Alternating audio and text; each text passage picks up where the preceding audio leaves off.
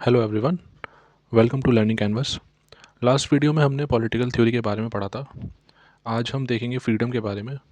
अब जिसने political theory ना पढ़ी हो तो वो पिछली वीडियो पहले देख ले जाके, क्योंकि उसके बाद ही फ्रीडम अच्छे से समझ में आ पाएगी। फ्रीडम का आइडियल क्या है, what is freedom and how it impacts our life.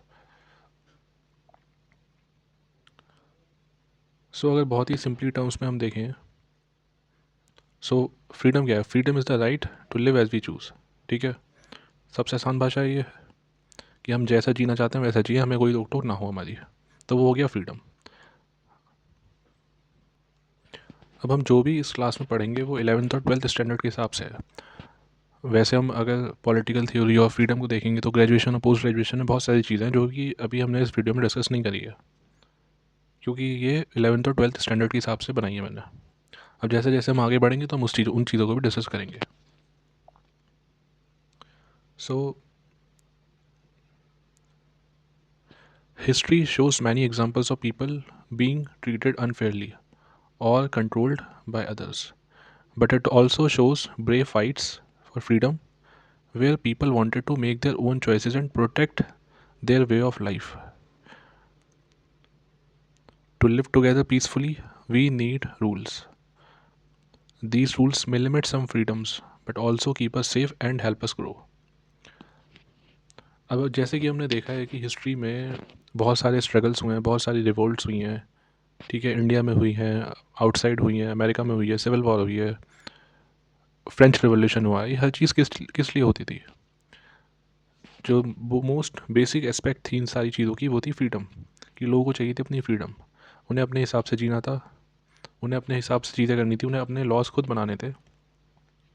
अब जो इंडियन फ्रीडम स्ट्रगल था, obviously people were living under the British rule, but they wanted to rule themselves, they wanted to make their own rules for their own people. That's why इतनी लंबी लड़ाई लड़ी गई। ठीक है, इसीलिए स्ट्रगल हुआ सारा, क्योंकि हमें फ्रीडम चाहिए था। और ऑब्वियसली फ्रीडम है तो उसके साथ हमें रूल्स भी चाहिए। रूल्स क्यों चाहिए? क्योंकि अगर हमें एक साथ मिलकर रहना है तो obviously there are some set of rules जिससे हम अपने आप को गवर्न कर सकें। अगर सबको अपने हिसाब से फ्रीडम मिल जाएगी, सब अपने हिसाब से सब कुछ करने लाएंगे, तो फिर लड़ाइयाँ हो जाएंगी, है ना। सबको सब नहीं पसंद होते।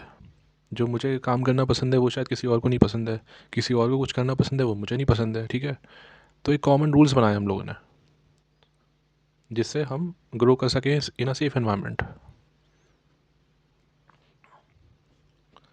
नाउ हम क्या क्या पढ़ेंगे इस फ्रीडम वाली क्लास में। फ्रीडम इंपॉर्टेंट क्यों है पीपल के लिए और कम्युनिटीज़ के लिए?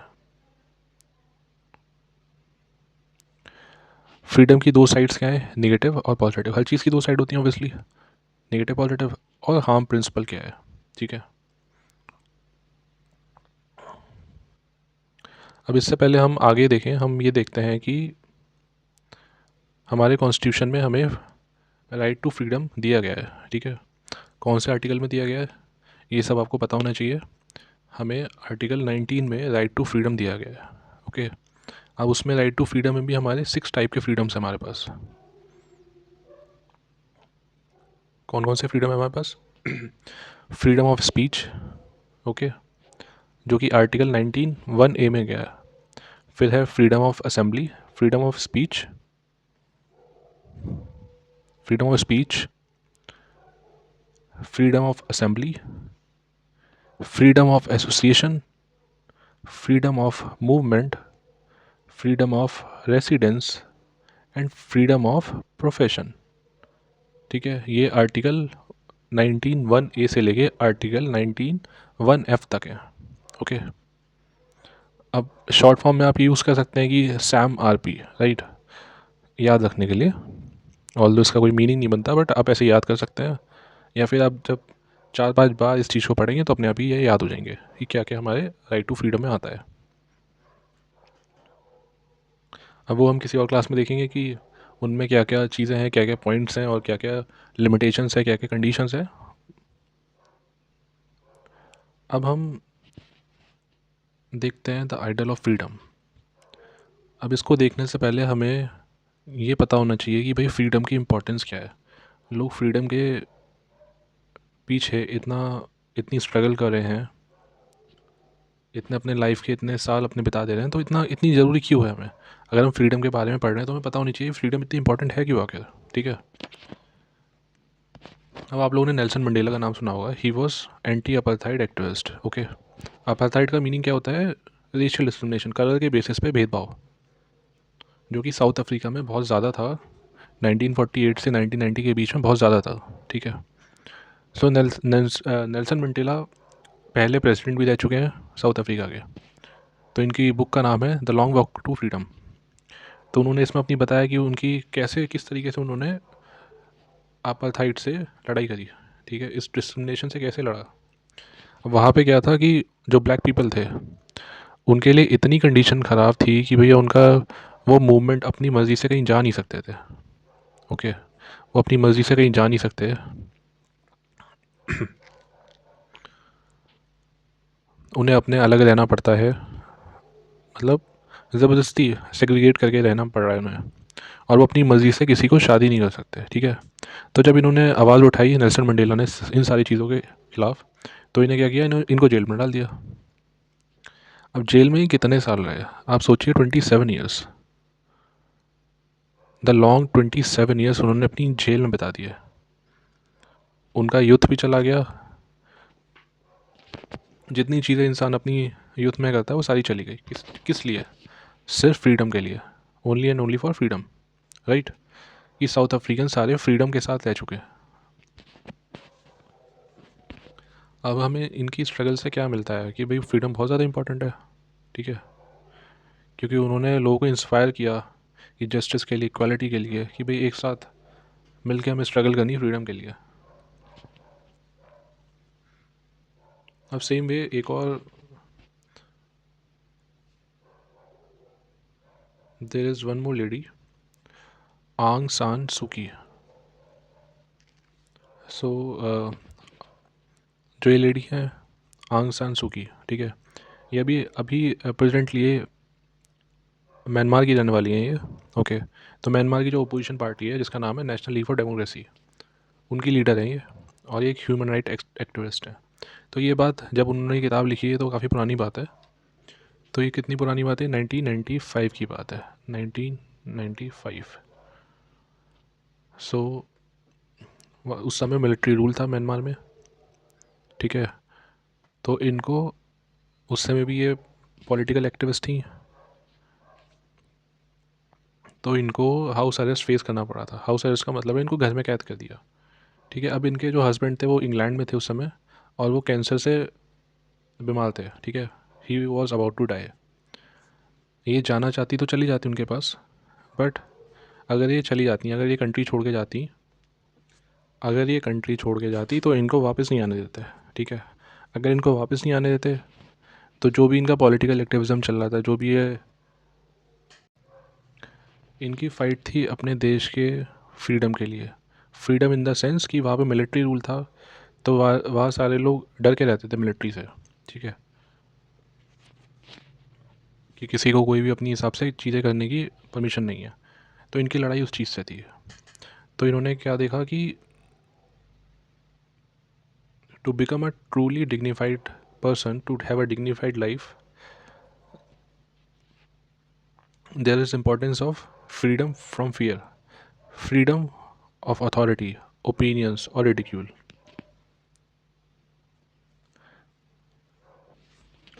Because a dignified life begins with courage and fearlessness, and she saw her freedom as connected to the freedom of her people.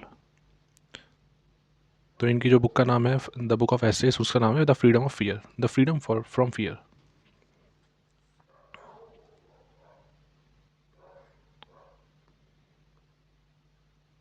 अब नेक्स्ट है व्हाट इज़ फ्रीडम। फ्रीडम आखिर है क्या?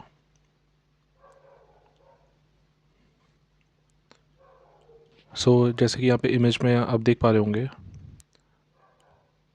this person is bound by chains.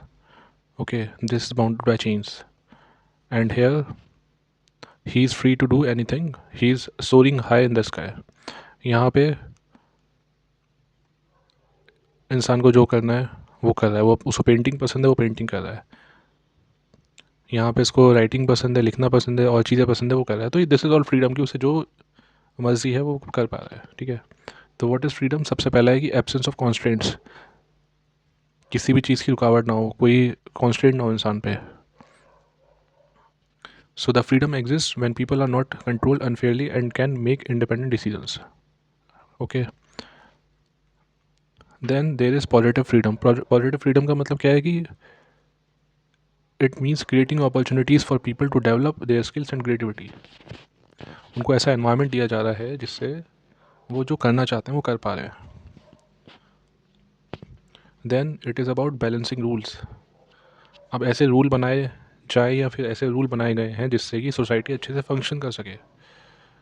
Some rules are necessary for society to function but unjust restrictions must be removed. Then it's about freedom's value. Freedom की value क्या है? Value ये है कि हम अपने हिसाब से अपनी चॉइस बना सकते हैं, अपने हिसाब से अपनी जजमेंट को एक्सरसाइज कर सकते हैं। हमें जो करना है लाइफ में, किसी को एक्टर बनना है, किसी को पॉलिटिशियन बनना है, किसी को लीडर बनना है, किसी को लॉयर बनना है, किसी को आर्टिस्ट बनना है, किसी को साइंस प्रैक्टिस करनी है, किसी को स्पोर्ट्स में जाना है। तो we have all kinds of freedom in our society. And then a free society का मतलब क्या है कि अननेसेसरी कॉन्स्ट्रेंट्स नहीं है हर चीज़ में। ऐसे रूल्स एंड रेगुलेशंस बनाए गए हैं कि सारे लोग सोसाइटी में रह के, साथ में रह के इंडिविजुअल ग्रोथ कर सकते हैं।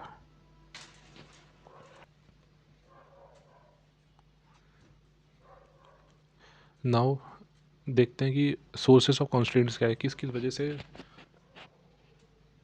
लोगों पे कॉन्स्ट्रेंट लगाए जाते हैं, या फिर ऐसे कौन से कॉन्स्ट्रेंट है जो हो सकते हैं फ्रीडम में। तो फर्स्ट तो हो गया external constraints, external controls. External controls क्या हो गए?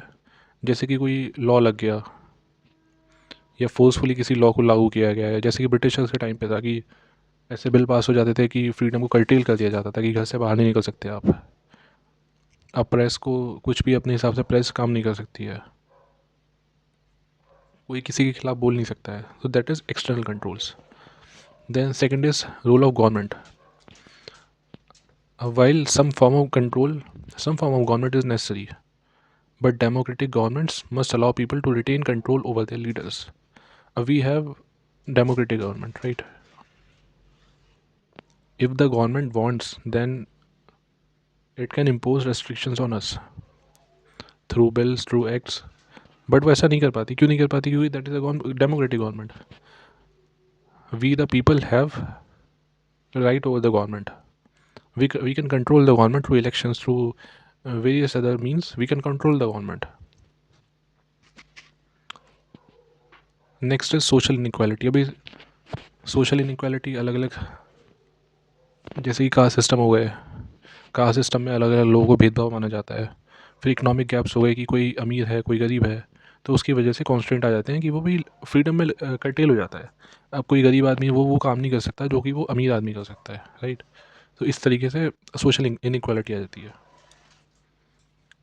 अब इसमें जैसे कि सुभाष चंद्र बोस ने क्या इस चीज़ पे एम्फोसाइज़ किया कि ये सारे बैरियर्स, कि भैया एक्सटर्नल कंट्रोल्स हो गए, रोल ऑफ गवर्नमेंट हो गया, सोशल इनक्वालिटी, ये सारी चीज़ों को हटाने की हम कोशिश करें जिससे कि ट्रू फ्रीडम आ पाए लोगों में।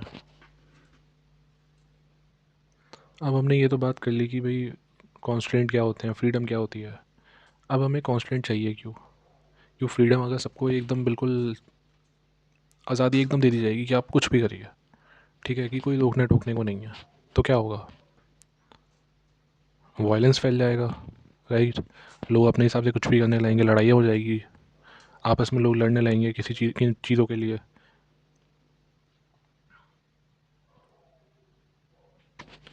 तो इसलिए हमें क्यों कॉन्स्टेंट चाहिए? सबसे पहले तो भाई प्रिवेंटिंग केओस, कि लोग आपस में वायलेंस पे ना उतरे, लड़ाई ना करें। कंपटीशन है, कंपटीशन ऑब्वियसली हर चीज़ में कंपटीशन है, बट उस कंपटीशन को लेके वायलेंस ना हो। हमारे पास रिसोर्सेज काफ़ी कम है, ठीक है, हर चीज़ के रिसोर्सेज हमारे पास, राइट। जैसे कि हम एक एग्ज़ाम्पल लेते हैं, हमारे पास पेट्रोल पंप्स हैं, राइट। अगर हम उसमें कॉन्स्टेंट ना लगाएं किसी भी चीज़ के, और लोगों को परमिशन हो कि भाई जो चाहे जितना पेट्रोल ले सकता है पेट्रोल पंप से, कोई सबको फ्रीडम है। तो कोई चाहेगा वो सारा अपना पेट्रोल ले आएगा भर के, किसी किसी के पास बचा नहीं है, किसी के लिए बचा नहीं है, और किसी ने सारा ले लिया। तो ये अनइवननेस आ गई सोसाइटी में। जब ये अनइवननेस आ जाती है तो लोग आपस में लड़ने लगते हैं। अब जब लड़ेंगे तो ऑब्वियसली वायलेंस होगा, तो सोसाइटी की ग्रोथ नहीं हो पाएगी। Second is respecting differences. Living freely requires respecting others' views, beliefs and choices without imposing our own। सब लोग साथ मिलकर रह पाएँ और सबकी एक दूसरे की चॉइस को, बिलीफ को, व्यूज़ को रिस्पेक्ट करें, और अपनी चॉइस, अपनी बिलीफ दूसरों पे ना थोपें। Next is resolving conflicts. अब कॉन्स्टेंट लगाए जाते हैं तो उसकी वजह से क्या होता है कि भाई जो मैकेनिज़्म है, जैसे लॉज है, पॉलिटिकल रूल्स हैं, उससे डिस्प्यूट्स और कंट्रोल हो पाते हैं, और पीस मेंटेन रहती है कि भाई किसी की लड़ाई हो गई आपस में किसी भी चीज़ को लेके। तो हमारे पास क्या है कि हमारे पास सिविल कोर्ट्स हैं, हमारे पास लीगल कोर्ट्स हैं, हमारे पास क्रिमिनल कोर्ट्स हैं। तो उससे हम आपस में डिस्प्यूट्स को हैंडल कर पाते हैं। And the last is balancing freedom. भाई कॉन्स्टेंट्स चाहिए, क्योंकि तभी तो हम इंडिविजुअली ग्रो कर पाएंगे। इंडिविजुअल जब ग्रो करेंगे, जो हम करना चाहते हैं इन अ सपोर्टिव एनवायरनमेंट, तभी हम ग्रो कर पाएंगे। जब हम ग्रो कर पाएंगे तभी सोसाइटी ग्रो करेगी। सोसाइटी ग्रो करेगी तो भाई सोसाइटी में फेयरनेस आएगी, सब बराबर महसूस करेंगे, सब खुश मिल के रहेंगे। अब नेक्स्ट देखते हैं हम हार्म प्रिंसिपल क्या होता है। हार्म प्रिंसिपल का सिंपल मीनिंग ये है कि हम किसी की फ्रीडम को कर्टेल कर रहे हैं। पहले स्टेटमेंट देखते हैं। Harm principle means that a person's freedom can only be limited if their actions harm someone else. कि भाई किसी के एक्शन किसी और को हार्म कर रहे हैं तो उसकी फ्रीडम को हम कर्टेल कर सकते हैं। ठीक है। अब अगर कोई पर्सन है, if a person is doing which affects only them and not others, they should be free to do it। Okay, so the person is doing what affects him only, then he is free to do it। And if the person's actions hurt anyone else, then rules or regulations can stop them to protect everyone। Obviously बात है कि भाई हम अपने आप जो भी कर रहे हैं वो हम कर सकते हैं, बट अगर हमारे एक्शन किसी और को परेशान कर रहे हैं तो फिर हमारी उस फ्रीडम को कर्टेल किया जा सकता है रूल्स एंड रेगुलेशंस के यूज़ करके। अब जैसे कि बहुत ही एग्जांपल है कि हम पार्टीज़ वगैरह में रात को एक रेगुलेशन होता है कि रात के 10 बजे किसी भी पार्टी में, किसी भी शादी में म्यूज़िक अलाउड नहीं होता है, डीजे नहीं अलाउड होता है। क्यों नहीं होता है वो? वहाँ पे भी सेट ऑफ पीपल हैं, बहुत सारे लोग हैं वहाँ पे, उनकी फ्रीडम है कि भाई हमारी मर्ज़ी, हम रात भर चलाएंगे, है ना, चला सकते हैं वो। बट ऐसा रेगुलेशन बनाया गया, क्यों बनाया गया? क्योंकि 10 बजे के बाद हो जाता है सोने का टाइम। अब वो जो भी वेन्यू है उसके आसपास जो लोग रहने वाले हैं उनको प्रॉब्लम होगी, वो सो नहीं पाएंगे या वो डिस्टर्ब होंगे। ठीक है। तो जो शादी में या फिर जो पार्टी में जो लोग हैं उनकी फ्रीडम को कर्टेल करके जो आसपास की सोसाइटी है वहाँ पे डिस्टर्बेंस ना हो, इसलिए ये वाला रूल बनाया गया है। तो ये रूल किस चीज़ का एग्जांपल है? हार्म प्रिंसिपल का, कि हम किसी और को अगर डिस्टर्बेंस हो रहा है तो उसकी वो डिस्टर्बेंस ना हो और वो किसी और को हार्म ना करे, तो हम फ्रीडम को कर्टेल कर सकते हैं यूजिंग रूल्स और रेगुलेशंस। सो इसके पीछे का की आइडिया क्या है? की आइडिया ये है कि भी लोगों को, दूसरों को हार्म ना हो। ठीक है। Freedom can only be restricted to prevent serious harm to others. और फिर लोगों को इस बारे में क्या सोचना चाहिए, उनकी क्या समझ होनी चाहिए कि जो भी वो एक्शन ले रहे हैं वो किसी और को डिस्टर्ब ना करें, कि हमारी जो पर्सनल लाइफस्टाइल चॉइसेस हैं वो हमें इफ़ेक्ट करें खाली, और लोगों को इफ़ेक्ट ना करें। ओके। और इसके अलावा जो भी हम कर रहे हैं वो किसी और को इफ़ेक्ट नहीं कर रहा है,